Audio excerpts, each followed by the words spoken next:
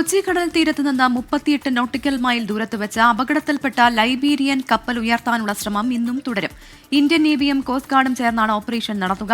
കപ്പൽ മുങ്ങി താഴാതിരിക്കാൻ 3 നാവികർ ഇപ്പോഴും കപ്പലിൽ തുടരുകയാണ്. വിഷ്ണു സുരേഷ് വിവരങ്ങളുമായി കൊച്ചിയിൽ നിന്ന് ചേരുന്നുണ്ട്. വിഷ്ണു, ഈ കപ്പൽ ഉയർത്താനുള്ള ശ്രമം, അതിന് ഇന്നത്തെ നടപടികൾ നേവിയുടെയും കോസ്റ്റ് ഗാർഡിന്റെയും ഭാഗത്ത് നിന്ന് എങ്ങനെയായിരിക്കും ഉണ്ടാവുക? 3 നാവികർ ഇപ്പോഴും കപ്പലിൽ തുടരുന്നുണ്ട്. സാഹചര്യം എന്താണ് വിഷ്ണു? പുതിയ വിവരങ്ങൾ എന്താണ് വിഷ്ണു? ഇന്നലെ കോസ്റ്റ് ഗാർഡ് അറിയിച്ചതനുസരിച്ച് വെളിച്ചം വീഴുന്ന ഘട്ടത്തിൽ തന്നെ രക്ഷാപ്രവർത്തനങ്ങൾ വീണ്ടും പുനരാരംഭിക്കുമെന്നാണ്. ഇന്നലെ രാത്രി തന്നെ ഇന്ത്യൻ നേവിയുടെ ഒരു ഷിപ്പും കോസ്റ്റ് ഗാർഡിന്റെ 2 ഷിപ്പും എയർക്രാഫ്റ്റും ഈ കപ്പലിന് ചുറ്റും നിരീക്ഷണം ഏർപ്പെടുത്തിയിരുന്നു. കപ്പലിലുണ്ടായിരുന്ന 21 പേരെ ഇന്നലെ രക്ഷപ്പെടുത്തി. അതിൽ 3 പേർ, ക്യാപ്റ്റൻ അടക്കമുള്ള 3 പേർ ഇപ്പോഴും കപ്പലിൽ തുടരുകയാണ്. അത് കപ്പലിന് പൂർണ്ണമായും കൺട്രോളിലാക്കുക എന്ന ലക്ഷ്യത്തിന്റെ ഭാഗമായാണ് അവർ തുടരുന്നത്. അവർക്ക് എല്ലാ സഹായങ്ങളും ഇന്ത്യൻ നേവിയും കോസ്റ്റ് ഗാർഡും നൽകും. ഈ കണ്ടെയ്നറുകൾ മാറ്റുന്ന കാര്യത്തിൽ ഇന്ന് രാവിലെയോടുകൂടി തീരുമാനമുണ്ടാകും. അത് DG ഷിപ്പിംഗുമായി ആലോചിച്ചായിരിക്കും അക്കാര്യത്തിലൊരു തീരുമാനമെടുക്കുക എന്ന് മനസ്സിലാകുന്നു. ഇപ്പോൾ കടലിനെ സംബന്ധിച്ചിടത്തോളം അതൊരു പ്രക്ഷുബ്ധ സാഹചര്യത്തിലാകാനുള്ള സാധ്യതയില്ല. കാരണം രാവിലെയാണ്, അതുകൊണ്ട് ടൈഡിന്റെ ഒരു ശക്തിയൊക്കെ കുറഞ്ഞു കാണും. ആ ഒരു ഘട്ടത്തിൽ രക്ഷാപ്രവർത്തനം കുറച്ചുകൂടി സുഗമമായി മുന്നോട്ട് കൊണ്ടുപോകാനാകുമെന്നാണ് പ്രതീക്ഷിക്കുന്നത്.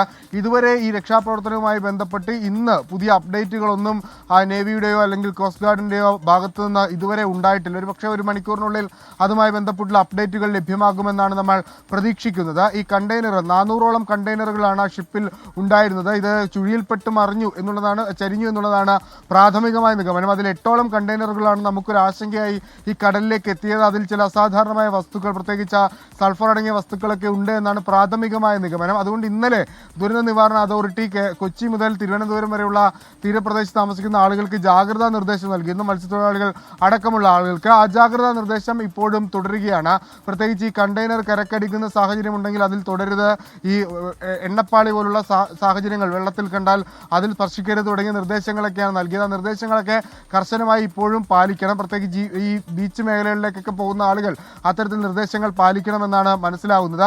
ഇന്നലെ വളരെ കൃത്യമായ ഒരു ഇന്ത്യൻ നേവിയുടെയും കോസ്റ്റ് ഗാർഡിന്റെയും ഇടപെടൽ എടുത്തു പറയേണ്ടതാണ്. 2:30 ഷിപ്പ് ചരിഞ്ഞ ഘട്ടത്തിൽ തന്നെ കൊച്ചിയിൽ നിന്നുള്ള സംഘം അങ്ങോട്ടേക്ക് പോയി അവരെ 21 പേരെ രക്ഷപ്പെടുത്തി. അവരുടെ ആരോഗ്യനിലയുമായി ബന്ധപ്പെട്ടും ആശങ്കപ്പെടേണ്ട സാഹചര്യമില്ല. ഇന്ത്യക്കാർ ആരും തന്നെ ആ ഷിപ്പിലില്ല. അത് റഷ്യയും അതോടൊപ്പം ഫിലിപ്പീൻസിൽ നിന്നുള്ള ജോർജിയ തുടങ്ങിയ രാജ്യങ്ങളിൽ നിന്നുള്ള ആളുകളാണ് അവിടെ ഉള്ളത്. അവർ നേരത്തെ കൊച്ചിയിലേക്കൊക്കെ എത്തിക്കുമെന്ന് അഭ്യൂഹങ്ങളുണ്ടായിരുന്നെങ്കിലും അതിൻ്റെ ഒന്നും സാഹചര്യമില്ല. അവരുടെ ആരോഗ്യം പൂർണ്ണ തൃപ്തികരമാണെന്നാണ് മനസ്സിലാകുന്നത്. ഇന്നലെ രാവിലെയോടുകൂടി വിഴിഞ്ഞത്ത് നിന്ന് പുറപ്പെട്ട് എറണാകുളത്തേക്ക്, അതായത് കൊച്ചിയിലെ പോർട്ടിലേക്ക് എത്തുന്നതിനിടയിലാണ് ഈ അപകടം സംഭവിച്ചത്. തൂത്തുക്കുടിയിലേക്ക് പോകുന്ന ഷിപ്പായിരുന്നു എന്നാണ് നമ്മൾ മനസ്സിലാക്കുന്നത്. അതിനാണ് ഈ അപകടം പറ്റിയത്. വളരെ കൃത്യമായ ഇടപെടൽ, ഈ ഷിപ്പ് ഉയർത്താൻ വേണ്ടിയുള്ള ശ്രമമാണ് ഇന്ന് രാവിലെ വീണ്ടും ആരംഭിക്കുക.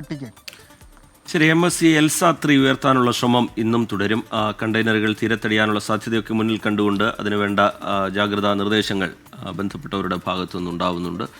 വിഷ്ണു സുരേഷ് വിശദാംശങ്ങൾ പങ്കുവയ്ക്കുകയായിരുന്നു.